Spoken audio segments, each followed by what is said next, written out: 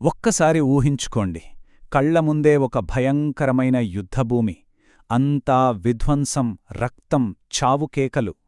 ఈ భయానక వాతావరణంలో మంగోల్ సామ్రాజ్యానికి పునాది వేసిన ఒక వ్యక్తి నిలబడి ఉన్నాడు. అతనే చెంగిస్ ఖాన్. ప్రపంచాన్ని గడగడలాడించిన ఈ యోధుడు తన దారికి అడ్డొచ్చిన ప్రతి ఒక్కరినీ కనికరం లేకుండా అంతం చేశాడు. అయినా సరే ప్రపంచంలోనే అత్యంత సంపన్నమైన దేశం ముందు నిలబడి ఒక్క అడుగుగూడా ముందుకు వెయ్యలేదు. అసలతన్నాపింది ఏంటి? ఈ విషయం గురించే మనం ఇప్పుడు తెలుసుకోబోతున్నాం. అతని క్రూరత్వం గురించి చెప్పాలంటే ఇదొక చిన్న ఉదాహరణ మాత్రమే. 1206 నుంచి 1227 మధ్య, అంటే కేవలం 21 సంవత్సరాలలో అతని దండయాత్రల వల్ల దాదాపు 4 కోట్ల మంది ప్రాణాలు కోల్పోయారని ఒక అంచనా. అంటే అతని సైన్యం ఆపలేని ఒక పెను తుఫానులాంటిదనమాట. సరే, ఇప్పుడు మనం నేరుగా 1221 సంవత్సరంలోకి వెళ్దాం. అదే ఆ చారిత్రాత్మక ఘట్టం. ఖ్వారెజ్మియాన్ సామ్రాజ్యాన్ని పూర్తిగా నాశనం చేశాక చెంగిస్ ఖాన్ తన 50,000 మంది సైనికులతో సింధు నది ఒడ్డున నిలబడ్డాడు. ఆ క్షణం చరిత్రను మార్చేసే ఒక కీలకమైన ఘట్టం. ఇక నదికి ఆవలివైపున ఉన్నది బంగారు పిచ్చుక అని పిలుచుకునే మన భారతదేశం. అప్పట్లో ఢిల్లీ సుల్తానేట్ను పాలిస్తున్న షంసుద్దీన్ ఇల్తుత్మిష్కు యుద్ధానుభవం చాలా తక్కువ. చెంగీజ్ ఖాన్ లాంటి యోధుడికి ఢిల్లీని ఆక్రమించడం పెద్ద పనే కాదు. కాని అతను ఆ పని చెయ్యలేదు. మరి అతని నిర్ణయాన్ని అర్థం చేసుకోవాలంటే మనం ముందుగా ఆ వ్యక్తి గురించి తెలుసుకోవాలి. అసలతని కథేంటి? అతను అంత శక్తివంతమైన రాజుగా ఎలా ఎదిగాడు? చూద్దాం. అతని అసలు పేరు టెముజిన్. 1162లో పుట్టాడు. అతని 9వ ఏట శత్రువులు వాళ్ల నాన్నకి విషమిచ్చి చంపేశారు. దాంతో అతని కుటుంబాన్ని తెగ నుండి బహిష్కరించి కఠినమైన చలి ప్రదేశంలో వదిలేశారు. కాని ఆ కష్టాలనుంచే పుట్టిన ఈ యోధుడు 1206 నాటికి అన్ని మంగోల్ తెగలను ఏకం చేసి తనను తాను చెంగిస్ ఖాన్, అంటే విశ్వపాలకుడిగా ప్రకటించుకున్నాడు. ఆ కష్టకాలమే అతనికి ఒక ముఖ్యమైన పాఠం నేర్పింది. అదేంటంటే ఎవరినైనా ఓడించాలంటే రాజనీతి, తెలివి, శక్తి అన్నీ తెలిసి ఉండాలి. బలం లేనప్పుడు సంపద ఉన్నా దానికి విలువ ఉండదని అర్థం చేసుకున్నాడు. ఈ అనుభవమే తెముజిన్ను చెంగిస్ ఖాన్గా మార్చింది. అతని ప్రతి నిర్ణయాన్ని ప్రభావితం చేసింది. ఇప్పుడు అసలు విషయానికి వద్దాం. అతను భారతదేశ సరిహద్దుకు ఎందుకొచ్చాడు? దాని వెనుకున్న అసలు కారణం భారతదేశంపై దండయాత్ర కాదు. అది ఒక ప్రతీకారంతో కూటిన వేట. ఈ విషయం గురించే ఇప్పుడు చూద్దాం. అతని కోపానికి కారణమైనది ఈ ఖ్వారెజ్మియాన్ సామ్రాజ్యం. ఇది అప్పట్లో మధ్యాసియాలో చాలా పెద్ద, శక్తివంతమైన రాజ్యం. వాళ్ల సంపద, సైనిక బలంతో చాలా ఫేమస్ అన్నమాట. కథ ఇక్కడే మొదలైంది. శాంతిగా వ్యాపారం చేసుకుందామని చెంగీజ్ ఖాన్ 500 మంది ప్రతినిధులను పంపితే ఖ్వారెజ్మియాన్ రాజు వాళ్ళని చంపేశాడు. మళ్లీ ఖాన్ 3 రాయబారులను పంపితే వారిలో ఒకరిని చంపి మిగిలిన 2ని అవమానించి వెనక్కి పంపాడు. ఇంక చెంగీజ్ ఖాన్ సహనం కోల్పోయాడు. తన సైన్యంతో ఆ సామ్రాజ్యాన్ని నాశనం చేసి పారిపోతున్న రాకుమారుడు జలాలద్దీన్ను వెంబడిస్తూ సింధూ నది వరకు వచ్చాడు. అంటే ఇదొక ప్రతీకారయాత్ర. సరే, ఇప్పుడు మనం అసలు ప్రశ్నకొద్దాం. తన లక్ష్యం పూర్తయింది, శత్రువు ఓడిపోయాడు, ఒక కొత్త సంపన్న దేశం కళ్ల ముందు ఉంది. మరి ఎందుకు ఆగిపోయాడు? ఈ రహస్యాన్ని ఛేదించడానికి చరిత్రకారులు ఏం చెప్తున్నారో ఇప్పుడు చూద్దాం.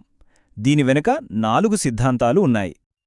ఇది చరిత్రకారులను ఇప్పటికీ ఆలోచింపజేసే ప్రశ్న. అతని మనస్సులో ఆ క్షణంలో ఏం నడిచింది? అతని నిర్ణయం వెనుక ఉన్న అసలు కారణం ఏమై ఉంటుంది? ఆలోచించండి. ఆ ఒక్క క్షణం చరిత్ర గతిని ఎలా మార్చేసిందో. చరిత్రకారులు ప్రధానంగా 4 కారణాలను చెప్తారు. మొదటిది ఒక అతీంద్రియ నమ్మకం, ఒక కల. రెండవది వాతావరణం, సైనికుల అలసట లాంటి ప్రాక్టికల్ ప్రాబ్లమ్స్. మూడవది అతని యుద్ధనీతి, అతని ఆలోచనా విధానం. ఇక 4వది అతని సామ్రాజ్యంలోనే తలెత్తిన ఒక పెద్ద సమస్య, ఒక తిరుగుబాటు. మొదటి సిద్ధాంతం ప్రకారం చెంగీజ్ ఖాన్కు ఒక కల వచ్చిందట. ఆ కలలో ఒక యూనికార్న్ కనిపించి భారతదేశంలోకి అడుగుపెట్టొద్దు, తిరిగి చైనాకు వెళ్ళిపో అని చెప్పిందట.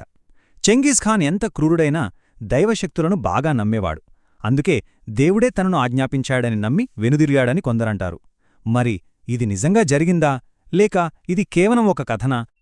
రెండవ సిద్ధాంతం చాలా ప్రాక్టికల్గా ఉంటుంది. మంగోల్ సైన్యం చల్లని ప్రదేశాలకు అలవాటు పడింది. భారతదేశంలోని వేడి, తేమతో కూడిన వాతావరణం వాళ్లకు అస్సలు సరిపడదు. అంతేకాదు, ఖ్వారెస్మియాన్తో చాలా కాలం యుద్ధం చేసి వాళ్లు అప్పటికే బాగా అలసిపోయున్నారు. కాని ఈ సిద్ధాంతంలో ఒక చిన్న సమస్య ఉంది. కుతుబుద్దీన్ ఐబక్, తైమూర్, బాబర్ వీళ్లంతా కూడా చల్లని ప్రాంతాల నుంచి వచ్చి భారతదేశంలో తమ సామ్రాజ్యాలను స్థాపించారు కదా. మరి అలాంటప్పుడు కేవలం చింగిస్ఖాన్ సైన్యం మాత్రమే వాతావరణానికి భయపడిందా అనేది ఒక ప్రశ్న. బహుశా వాతావరణం ఒక కారణం కావచ్చు, కాని అదే ప్రధాన కారణం కాకపోవచ్చు. ఇక మూడోది చాలా ముఖ్యమైన విషయం, అతని యుద్ధనీతి. మనం ముందే మాట్లాడుకున్నట్టు అతని చిన్నప్పటి కష్టాలు అతనికొక పాఠం నేర్పాయి. చెంగీస్ఖాన్ ఏ కారణం లేకుండా ఏ రాజ్యం మీద దాడి చేయలేదు. ఎవరైనా మంగోలులను రెచ్చగొడితేనే అతను యుద్ధానికి దిగేవాడు. అప్పటికి భారతదేశం నుండి అతనికి అలాంటి రెచ్చగొట్టే చర్య ఏదీ ఎదురవ్వలేదు. అతని పద్ధతిని ఇది చాలా బాగా వివరిస్తోంది. చూడండి, చైనాలోని జియా, జిన్ రాజవంశాలు మంగోళ్లను అణచివేసినందుకే వాళ్లపై దాడి చేశాడు. కారా కిథాయ్ రాజ్యం మంగోల్ భూభాగంపై దాడి చేసినందుకు ప్రతీకారం తీర్చుకున్నాడు. ఇక ఖ్వారెజ్మియాన్ సామ్రాజ్యం తన రాయబారులను చంపినందుకు దాన్ని నాశనం చేశాడు. ఈ పద్ధతిలో భారతదేశానికి చోటు లేదు. ఇక చివరిది మరియు అత్యంత బలమైన సిద్ధాంతం. చెంగిస్ఖాన్ ఖ్వారెజ్మియాన్తో యుద్ధంలో ఉన్నప్పుడు అతను అప్పటికే గెలిచిన చైనాలోని జియా రాజవంశం తిరుగుబాటు చేసింది. అంటే భారతదేశంపై దాడికన్నా ముందు తన సొంత రాజ్యాన్ని కాపాడుకోవడం అతనికి చాలా ముఖ్యమనిపించింది. ఇది అతని తక్షణ ప్రాధాన్యతగా మారింది. సరే, ఈ 4 సిద్ధాంతాలను పరిశీలించాం కదా. మరి అసలు నిజమేంటి? ఏ ఒక్క కారణం అతన్ని ఆపింది? లేక ఇవన్నీ కలిపి అతని నిర్ణయాన్ని ప్రభావితం చేశాయా? మనం ఇప్పుడొక నిర్ధారణకు వద్దాం. చాలామంది చరిత్రకారుల ప్రకారం ఇది ఒక వ్యూహాత్మక నిర్ణయం. ఒకవైపు చైనాలోని తిరుగుబాటు తక్షణ ముప్పు, మరోవైపు భారతదేశం నుండి ఎటువంటి కవ్వింపు చర్యలేదు. కాబట్టి అనవసరంగా అలిసిపోయిన సైన్యంతో మరో పెద్ద యుద్ధంలోకి దిగడం తెలివైన పని కాదని అతను భావించాడు. ఇది అతని విచక్షణకు, దూరదృష్టికి నిదర్శనం. నిజానికి అతని ప్లాన్ వేరే ఉంది.